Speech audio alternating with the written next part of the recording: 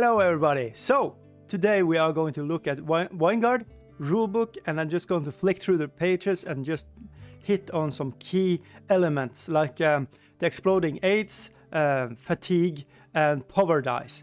Those are like the mechanics that are very special for this game. Everything else is kinda known if you are playing miniature games, but we are going to just flick through the book and see. And by the way, artwork in this book is awesome. I really like how it looks.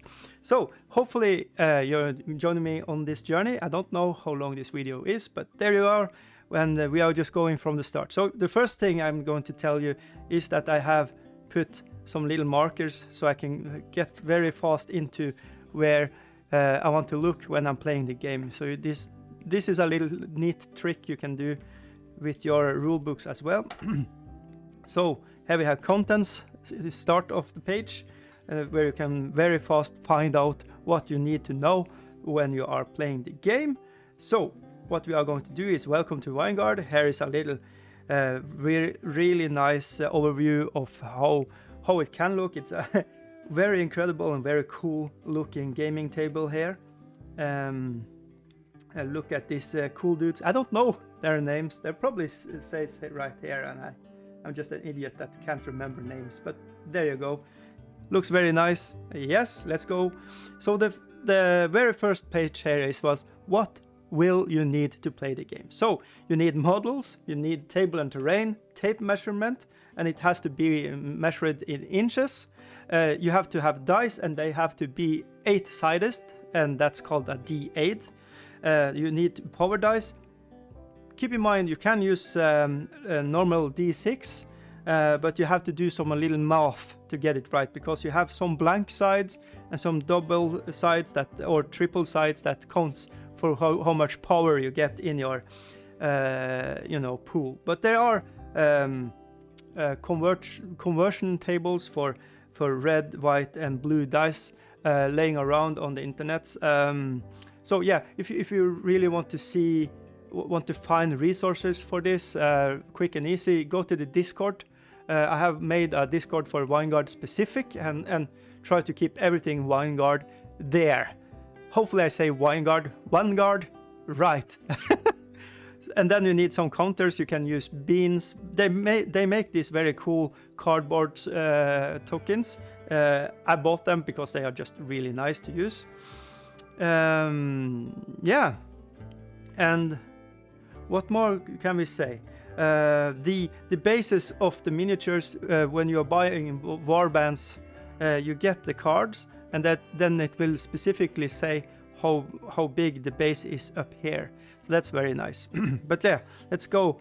So here it will tell you everything you need to know about the card. And attack dice. What's attack dice? Equipment. You can equip your every dudes can have different equipments. Grunts can have just one equipment. Everything else can have 2 equipments. There are some rules considering equipment. You can purchase them, and then they cost money. You get some equipment. Let's see. Let's jump over to that page.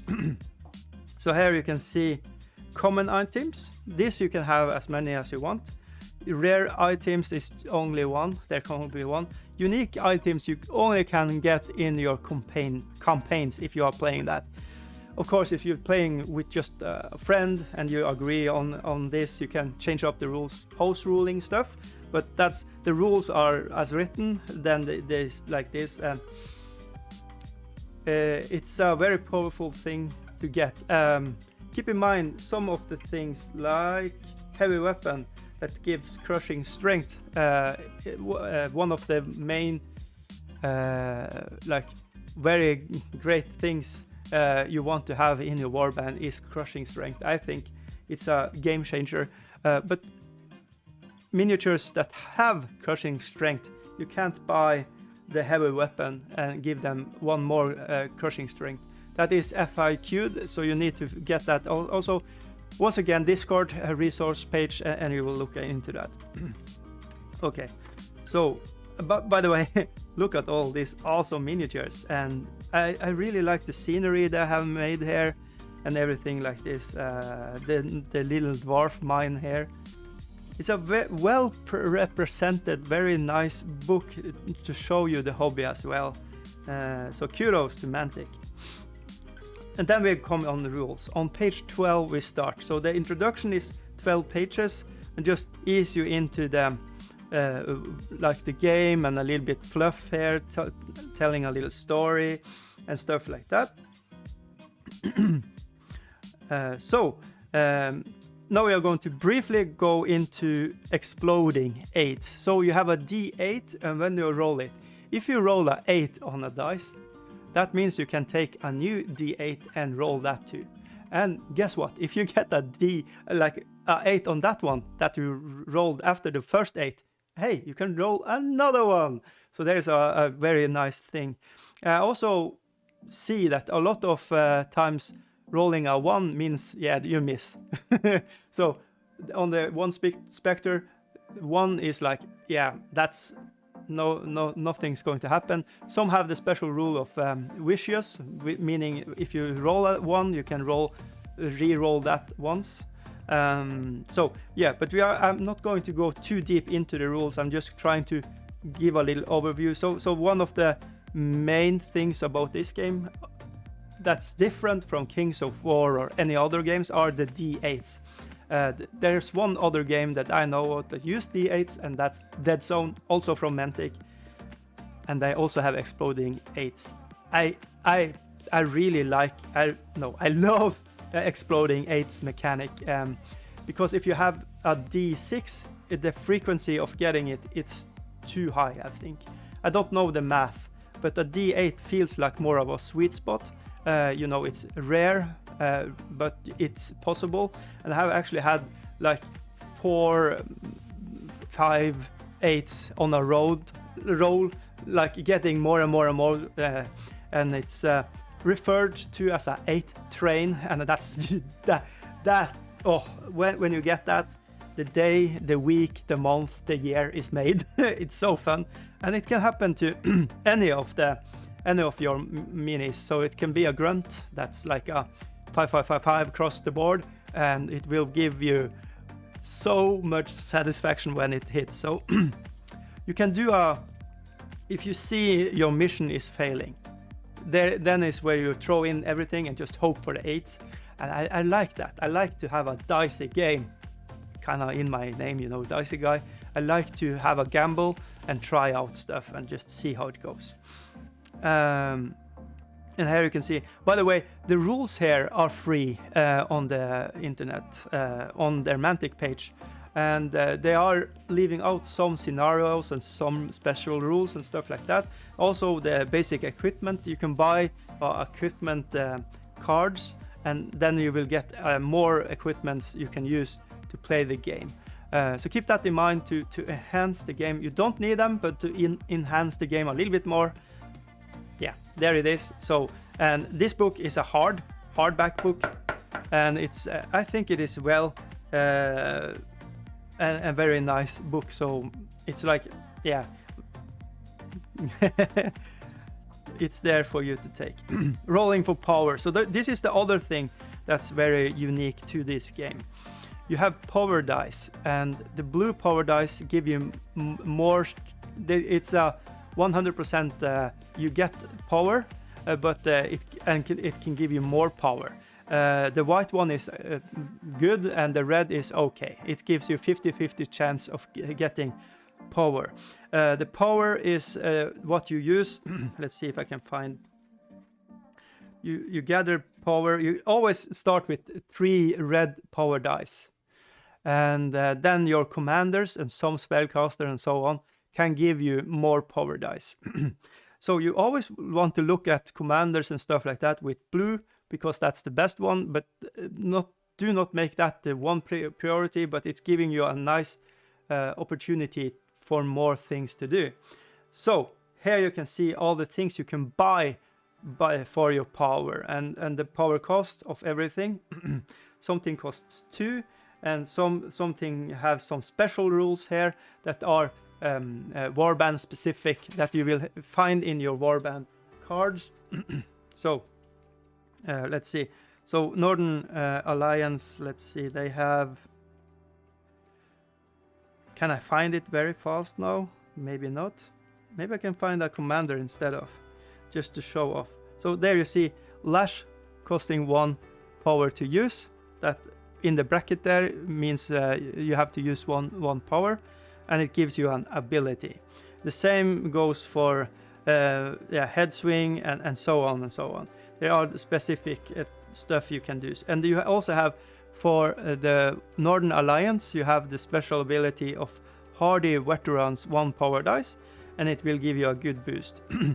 So keep in mind and read the cards, or read on your EC army what specific rules for your warband and your commander and spellcaster. And actually some warriors also have special power dice. So there are a lot of ways to use the power. One of the good things that you need to keep in mind, what we are going to touch on next, is fatigue.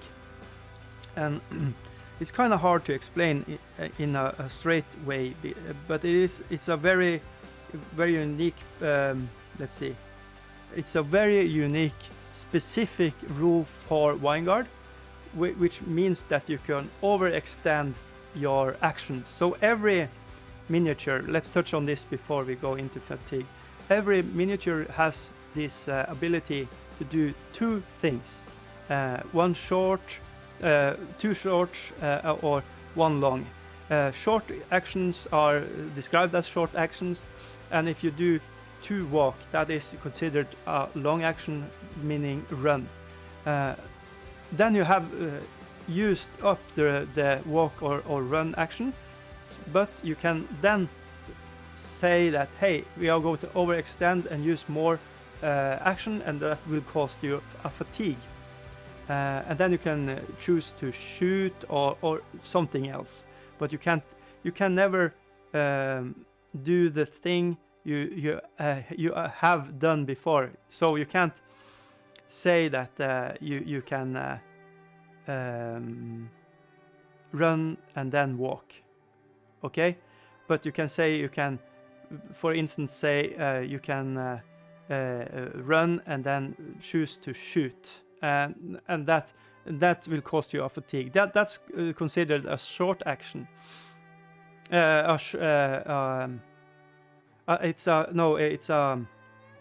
This is where it gets a little diluted, because you have 1 fatigue you can choose to use in that miniature's turn, and then you can pay a power dice to make them after the turn. When it's your turn to play 1 mini, you can choose to fatigue 1 for a power die, and then you can choose to walk or shoot or something like this. And at the end of the turn, you can pay to get rid of the fatigue, but because the fatigue stays there, and you have to pay a short action to get rid of it. So there is a lot of consideration here, and if you can stop and read this page, there is a lot of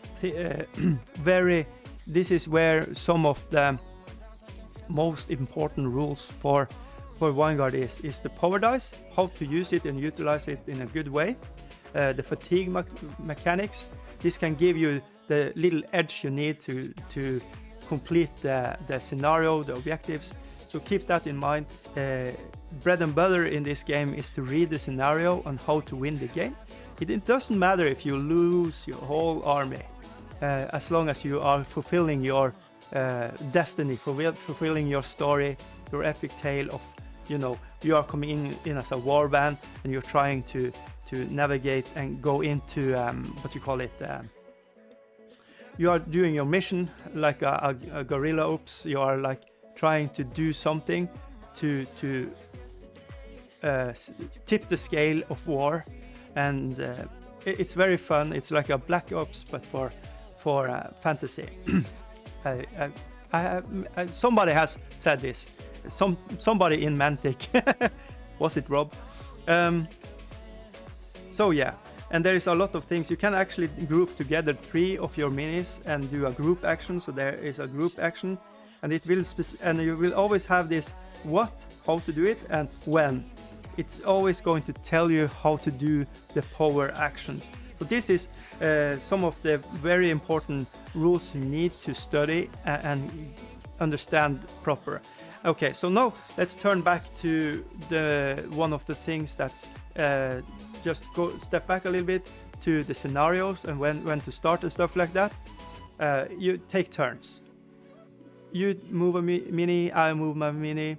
When it's my turn, I can use a power dice to say I want to have another mini move at this turn. So that can be a very good thing, because the first one finished playing with your minis, used up all your minis, you can start the next turn and give you advantage there. So if you have enough power dice, always keep in mind that you can use a power dice to start a new miniature.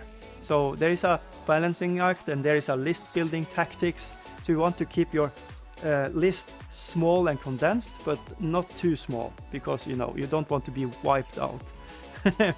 And for every 3 grunt or warrior, you unlock the ability to buy a commander, a spellcaster, a large, and a specialist. So for every 3 you have 4 options to buy, and you can just only buy 1 large. Keep that in mind. So, but then you can buy 3 more of the grunt warrior class, and that will unlock a specialist, a spellcaster, and a commander you can also buy. So keep that in mind, and you have to have at least 5 grunts or warrior in your warband, and you have to have a commander. I don't think we are going to go too much more specific into the rules. We are just going to flick through the pages. This is just to warm you up to what's specific about the Vanguard, and I'm not going to go too much in depth. You're going to flicker through, and I'm going to say I think this rulebook is very nice to look at. Mantic has done a very good job with the terrain, making it look very nice, and painted miniatures all over the place, using mood lights on the pictures, really nice, and using artwork as well. So you have specific rules that can be on your cards, and here it's a synopsis of what to do and stuff like that. Scout have some FAQs, so you have to keep that in mind. Here we have some magic, and you can always you have specific magic for your spellcasters, but you can always swap one of those magic for your warband specific magic, or one of these rules here. So if you want to have something else, so if you have, let's say, a hammer, and you want to not have the hammer but have a heal instead, you can do that. And if you want to have spell number 2, as I remember it costs you 10 points. And a normal game of Vanguard is 200 points, but you agree with your friend how to play it, and you can start with warbands at 100, and the basic rule there is 1 commander and 3 grunts warriors, and just fill it up so it become 100 points. So yeah, creating a warband, I touched on that. For every 3 grunt or warrior, you unlock a commander, spellcaster, a supporter, or a large, and yeah, so on. And you can only have 1 large. Yeah, and this is a specific how you can build a list. You can see here for my Abyssal warband. They hit hard. They are super glass canny and really scary to go up against, I tell you what. You must take minimum 2 warriors and a commander. You may only take maximum 1 large model for smaller games. So I said 3, I meant 2, but there you go. You at least have to buy 3 to buy one of the others. So yeah. So determine here it goes in how to do the game scenarios, and here you have a roll on 2 d8s to determine how to get it. You roll 1 d8 first, and if it scores 5 or higher, you get another d8, and then you roll on that, and then you you count the number between them, and that this is going to be the scenarios you are playing. And here is the scenarios. We have supply grab. I'm now going to just go very fast, but you can get a little taste of how it looks and how the setup looks and everything like that. Light the beacon, free the princess, recover the plants, kill the bard. I think 50% of all the games I play is kill the bard. Just saying. I love this art. It's awesome. Dragon egg, the power stones, capture the giant. Yeah. If you need a reason to buy one of the giants from Mantic, here you go. Just saying. And this is going to have a Kings of War hook if you want to play a war band, like a Vanguard game, and then it can give you a benefit if you are playing a bigger game of Kings of War afterwards. In this case, the one that's capturing and having the giant at the end of this scenario, guess what? You can feel the giant in your next game. Destroy the bagging train, burn the stores, secure the portal. That's a fun one. You have a good chance of winning and losing the game by doing the objective, because you are actually trying to hold the portal, and the portal can eat you up. And kill the commander. This is a tent. One of the dudes have to be, or girls have to be in the tent, and the other one has to try to kill it. Okay, so background, here we have some fluff, which is nice. Very nice art here. I love this one. This is nice. Basilia, Night Stalkers, the Cosmic Horrors. Look at this epic art. Yes. And then we have war band list, and here you have the specific for the war bands. I'm just going to flick through them. There are more war bands, and they have been adjusted points wise and stuff like that, so keep this in mind when you're looking at this rulebook, and go on Easy Army to find the actual points value and everything, and there you find more minis and more to field in your army. You know, it's a living rulebook, so this is a very good reference, but all this specific pages, they can be a little fickle, so you have to keep that in mind. But it's going to give you a good overview of what the warband is trying to do. So Undead is going to give you a good sense of what the Undead is going to do. So it's not a total I like. The art is so nice. The artists are very good, and the painters too. I really like it. Then you have the basic equipment. Advanced spellbook. So here we have noble spells, primordial spells, and corrupt spells. And they are going to be, you know, for the good, the neutral, and the evil. So I actually wish the noble spells was called good spells. So this is alignment good. It should say alignment noble or alignment primordial, or they should have the same wording. So it would be very easy for everybody. Like if you are a very new person playing the game, primordial spells, what's that? It doesn't say here that's the neutral. So just, I'm nitpicking here, but you know, keep that in mind. And corrupt spells, yeah, that's evil.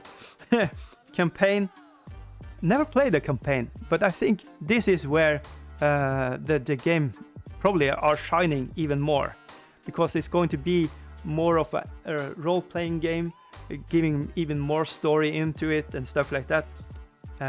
Just reading through this, it feels like, yeah, this is where it's going to be extra fun. Like when you are playing games, other games like Dread Ball or Blood Bowl or whatever, when you're doing the campaign, the leagues, and you build up your heroes and your warriors and everything like that.